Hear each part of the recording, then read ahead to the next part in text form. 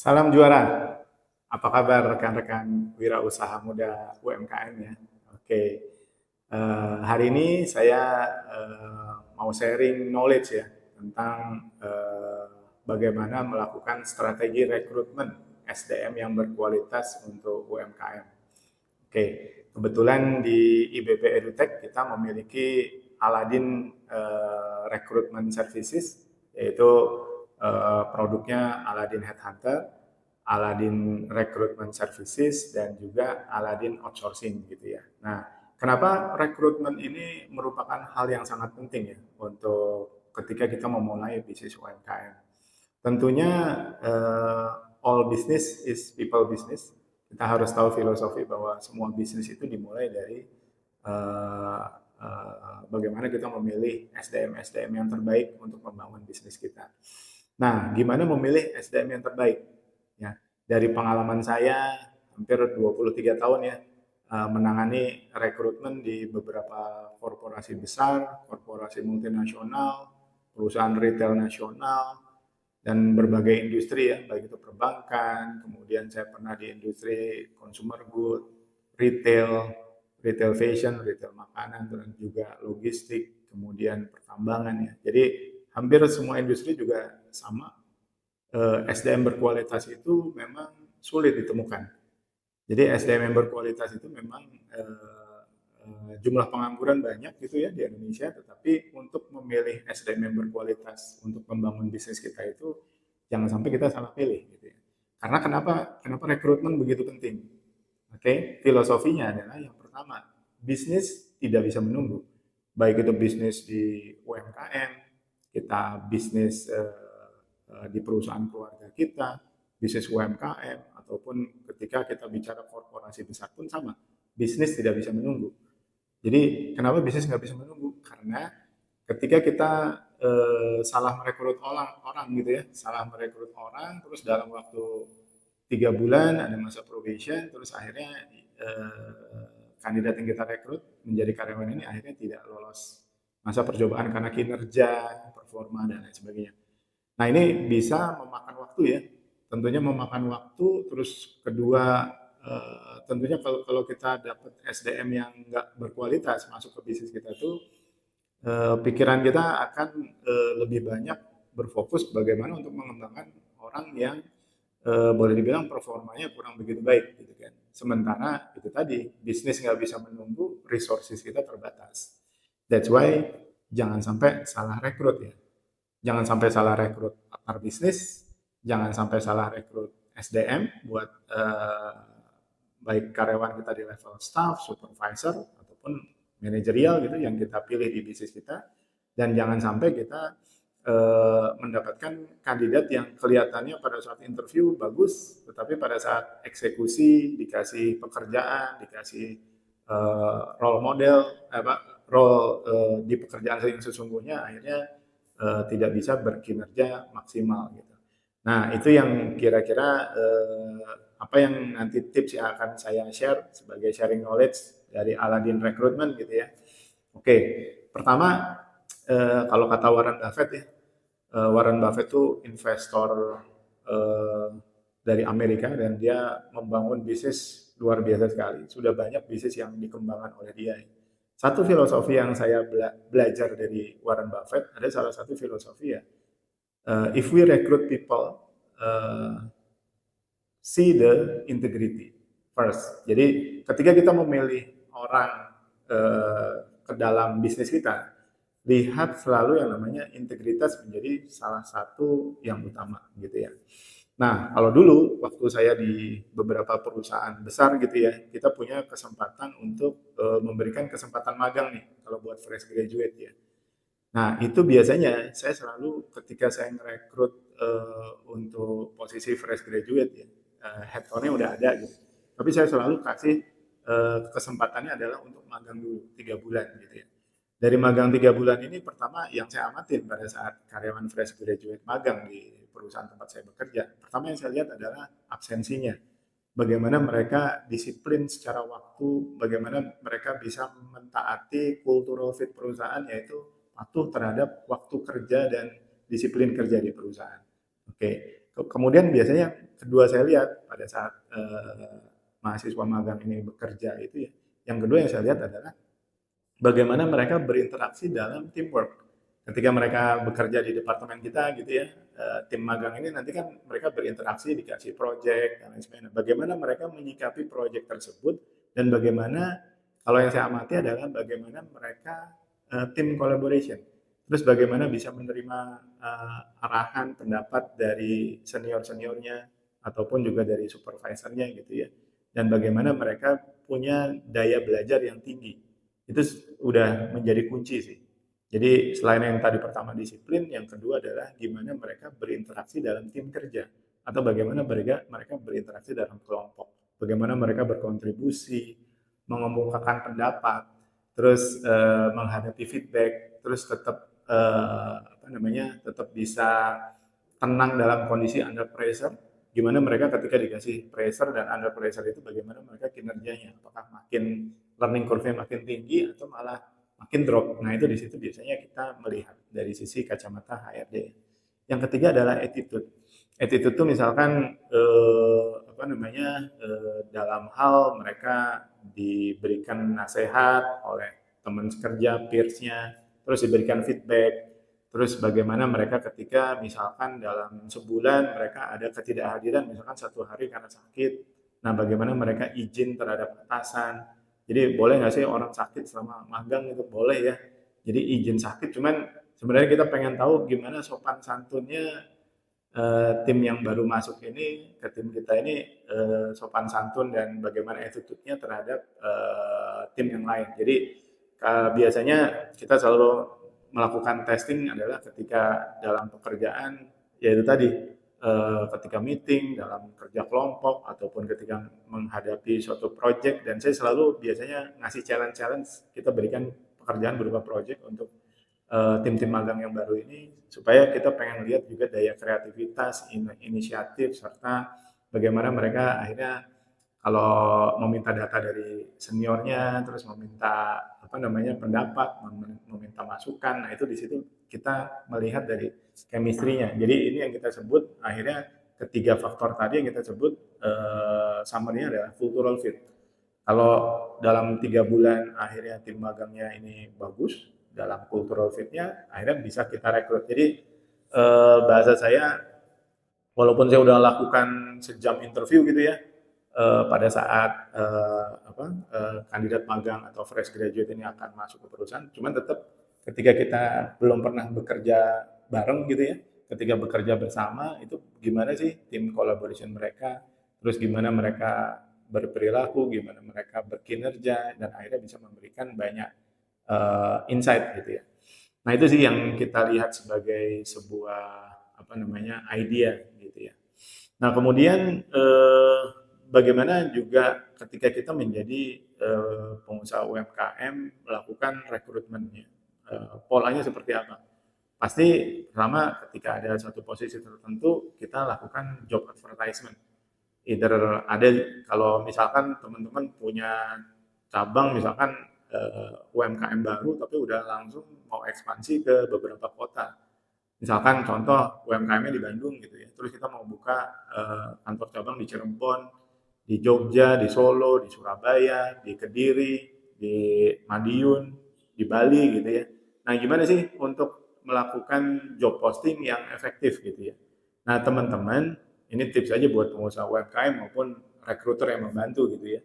Eh, Kalau saya cari loker setempat. Jadi misalkan ada lowongan kerja Cirebon, lowongan kerja Jogja, lowongan kerja Surabaya, itu di Instagram ataupun di Facebook. Nah biasanya saya mengiklankan di local advertisement lowongan kerja setempat. Itu kenapa seperti itu? Kita ada ya job portal yang nasional gitu ya. Cuman job portal nasional tuh nggak bisa scoop-nya langsung ke kota apa yang kita mau merekrut SDM-nya itu. Contoh kita mau merekrut SDM di Cirebon.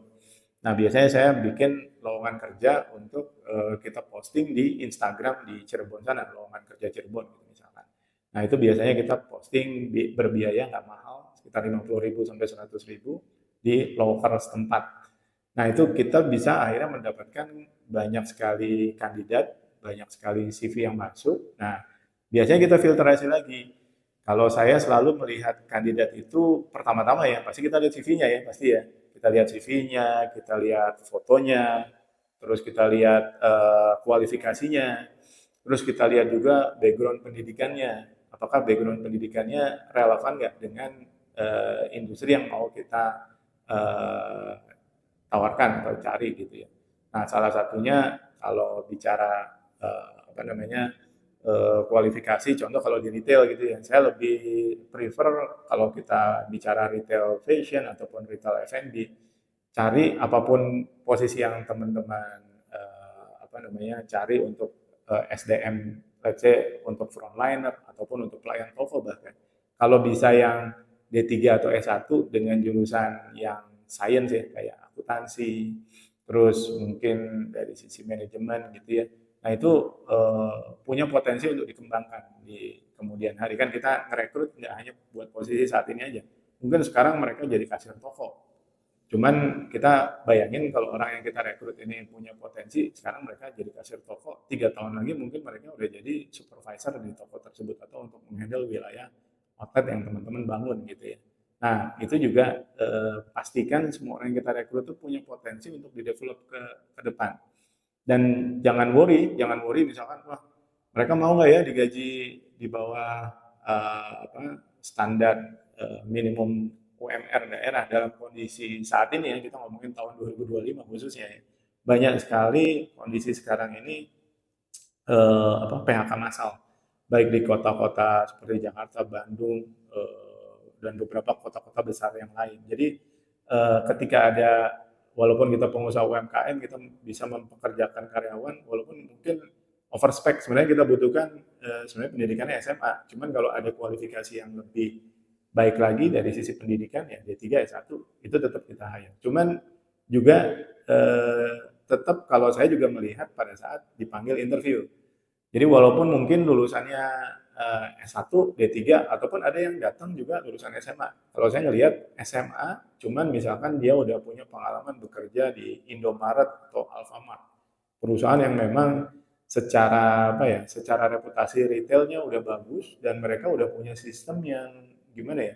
Misalkan 3 tahun aja bekerja di Indomaret atau Alfamart, itu mereka udah dapat pelatihan-pelatihan yang lumayan bagus.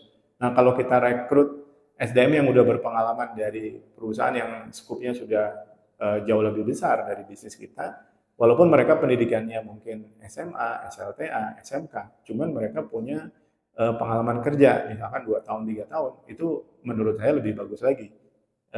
Apa, pengalaman kerja itu lebih besar ilmunya daripada apa namanya pendidikan di diploma ataupun sarjana gitu. Jadi kalau saya disuruh milih antara SMA dengan punya pengalaman kerja 3 tahun di perusahaan yang cukup besar retail, saya akan ngambil dari yang udah pengalaman di perusahaan retail walaupun lulusannya SMK atau SMK. Kenapa?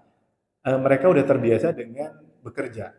Karena yang paling susah tuh kalau misalkan kita ngerekrut yang fresh graduate, nggak punya pengalaman magang walaupun lulusannya S1 atau D3, mereka istilahnya kita mereka punya potensi yang tadi saya bilang, we are hiring for future leader, cuman kita harus punya investasi waktu untuk mengajarkan mereka gimana sih budaya kerja, terus profesionalisme dalam bekerja, terus juga disiplin kerja. Nah itu kan kita sebagai pengusaha UMKM juga kita harus menyediakan waktu untuk memberikan pelatihan, training ke orang-orang yang baru bekerja ini. Dua-duanya dua-duanya punya kelebihan dan kekurangan masing-masing gitu ya. Cuman kalau bicara perusahaannya ini teman-teman ya itu tadi bisnis nggak bisa nunggu, sementara kita butuh orang yang pengalaman, carilah walaupun yang pendidikannya SMK cuma udah punya pengalaman kerja. Tapi tetap kita kombinasi juga sama yang tadi future leader. Berarti kita cari yang juga diploma ataupun sarjana yang juga bisa mengembangkan bisnis dalam long term dalam jangka waktu panjang gitu. Kalau kalau kalau pilihannya di saya seperti itu. Nah kemudian, nah kenapa juga rekrutmen ini kalau buat saya adalah pintu gerbang. Pintu gerbang akhirnya bisnis kita jadi sukses luar biasa atau enggak. Karena kalau kita, let's say kita punya 10 karyawan, kalau 10 karyawannya 8 itu talent, talent itu bahasa saya talent ya, talent itu orang-orang yang berpotensi, orang-orang yang punya inisiatif, orang-orang yang punya disiplin, orang-orang yang punya apa ya, kreativitas yang tinggi. Dan dia kalau bekerja tuh nggak hitungan waktu.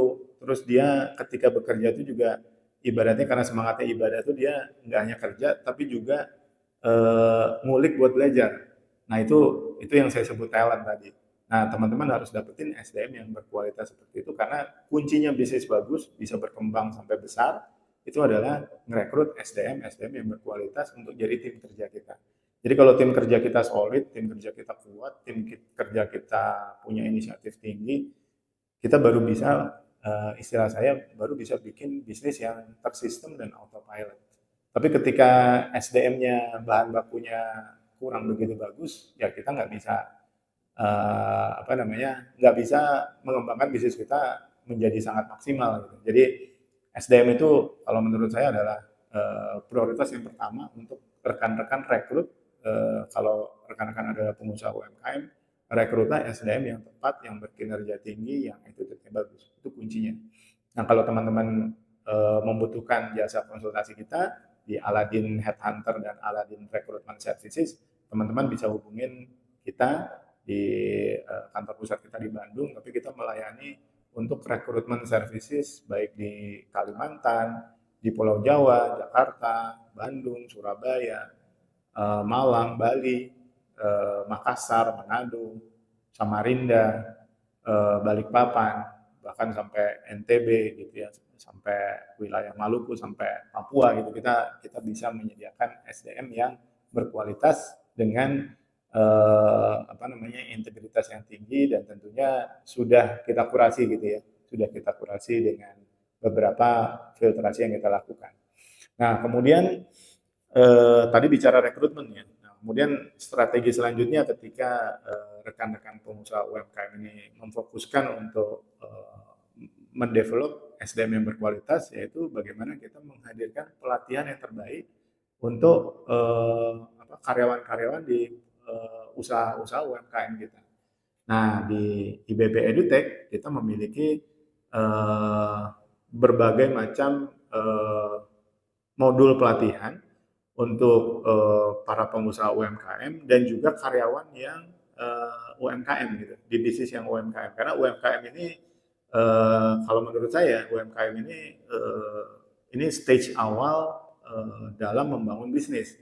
Jadi 1 sampai 3 tahun itu kritikal banget sehingga dan kompleks ya. Membangun UMKM itu banyak trial errornya dan banyak jatuh bangunnya. Nah, gimana dalam kondisi jatuh bangunnya ini teman-teman memiliki business coach sekaligus menyediakan lembaga pelatihan untuk karyawan dari teman-teman UMKM di bidang retail, baik itu retail F&B, retail fashion, maupun juga tentang pelatihan tentang logistik, tentang inventory, juga pelatihan kalau teman-teman juga punya bisnis marketplace ya, di TikTok, di Shopee gitu ya, kita juga menyediakan pelatihan menjadi live streaming yang handal. Jadi salah satu bisnis kita juga di Aladin adalah kita menyediakan live streamer terbaik untuk bisnis marketplace ya teman-teman. Jadi kalau algoritma di Shopee maupun di TikTok tuh kalau teman-teman mau punya bisnis di marketplace itu salah satunya adalah algoritmanya harus 24 jam live streaming. Nah, gimana untuk bisa mempertahankan 24 jam live streaming kan nggak mungkin dilakukan oleh satu orang. Nah, kita menyediakan outsourcing live streamer yang istilahnya dilatih sama kita, live streaming yang baik gimana, broadcast treatment yang baik gimana, baik itu di TikTok, baik itu di Shopee, dan kita juga bisa memberikan apa namanya pembekalan ya, pembekalan apabila gimana cara live streaming dalam waktu 4 jam berturut-turut, tapi tetap apa live streamingnya itu tetap menyenangkan, live streamingnya tetap ibaratnya membuat semua yang nonton juga tetap memiliki engagement seperti itu ya. Nah itu salah satu produk kita di Aladin live streaming. Jadi Aladin live streaming ini kalau teman-teman punya bisnis UMKM, baik itu fashion, baik itu jualan di semua marketplace ya, di Shopee, di TikTok, dan teman-teman bisa nanti menggunakan jasa kita apabila teman-teman udah punya live streamernya sendiri atau teman-teman sendiri yang jadi live streamer gitu ya, teman-teman pengusaha yang jadi live streamer, kita menyediakan training-training gimana broadcast treatment yang tetap menarik, terus bagaimana menciptakan engagement sama customer kita, dan gimana menciptakan closing yang cepat juga pada saat teman-teman nanti berjualan secara online di marketplace, secara live streaming maupun secara video recording gitu ya. Dan kita juga membantu para afiliator gitu ya. Kalau teman-teman adalah afiliator yang memang udah pengalaman menjadi affiliate marketing untuk menawarkan berbagai macam brand, kita bekerja sama dengan brand-brand UMKM yang lumayan banyak di Indonesia, sehingga apabila rekan-rekan afiliator atau affiliate marketing ingin menjualkan produk brand tertentu, itu kita bisa bantu, dan istilahnya nanti makin banyak cuan ya. Otomatis kalau teman-teman jadi affiliate marketing sehari misalkan memproduksi 30 video untuk berbagai macam brand. Nah, itu nanti kita bisa membantu teman-teman, oh teman-teman memang fokusnya adalah afiliator marketing untuk skincare. Berarti kita akan carikan UMKM juga di bidang skincare ataupun perusahaan-perusahaan yang di bidang skincare. Kalau teman-teman memang fokusnya adalah affiliate marketing yang cukup handal untuk mereview produk-produk seperti handphone, tas, tas ransel, terus mungkin mereview laptop gitu ya, ataupun produk-produk yang dipakai sehari-hari yang berupa elektronik gitu ya. Nah, teman-teman nanti kita akan kenalkan juga dengan berbagai macam toko-toko handphone ataupun afiliator yang nanti kita bisa kolaborasikan dengan berbagai macam brand di bidang handphone atau aksesoris handphone. Kemudian kalau teman-teman adalah affiliate marketing di bidang review makanan gitu ya, nah kita bisa mengenalkan dengan berbagai macam hotel, berbagai macam UMKM di bidang F&B yang istilahnya kalau teman-teman memang pekerjaan sehari-harinya mereview video tentang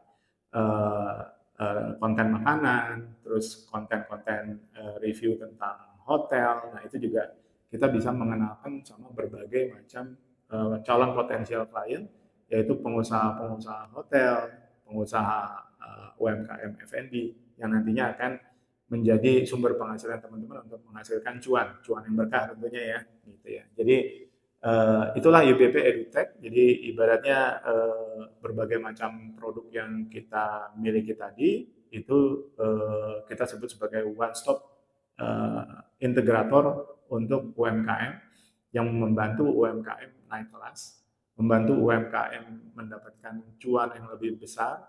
Terus gimana UMKM akhirnya di TikTok jadi viewersnya lebih banyak, di Shopee viewersnya lebih banyak, dan kita juga menghadirkan berbagai macam tips serta pengalaman-pengalaman kita menghandle O2O retail fashion ya, O2O retail fashion, dan kita selain juga kita konsultan dan kita juga pelaku di bidang O2O, bagaimana membangun offline retail itu sekuat juga online retailnya gitu. Dan gimana kita merambah pasar, misalkan kalau teman-teman saat ini pasarnya baru di Kota Bandung sama Jakarta, gimana ngerambah pasar di Kalimantan, gimana merambah pasar di Sulawesi, karena skup saya juga dulu saya kebetulan dulu pernah di salah satu perusahaan consumer good yang pegang kantor cabang di seluruh Indonesia. Jadi saya udah pernah memiliki pengalaman membangun market di Sumatera, di Kalimantan, di Sulawesi, di Bali, NTB, serta Pulau Jawa. Jadi mungkin itu yang kita hadirkan di IBP EduTech dan Aladin Konsultan yang mudah-mudahan bisa menjadi business coach yang implementatif ya. Jadi kita bukan hanya kuat secara strategi, tapi kita kuat di eksekusi. Dan kita adalah praktisi eksekusi. Jadi ibaratnya teman-teman nanti akan mendapatkan banyak sekali tips and trick dari kita bagaimana membangun UMKM yang lebih scale up lagi, menjadi lebih besar lagi di kemudian hari. Gitu. Oke, sampai jumpa dan salam juara buat para wirausaha UMKM.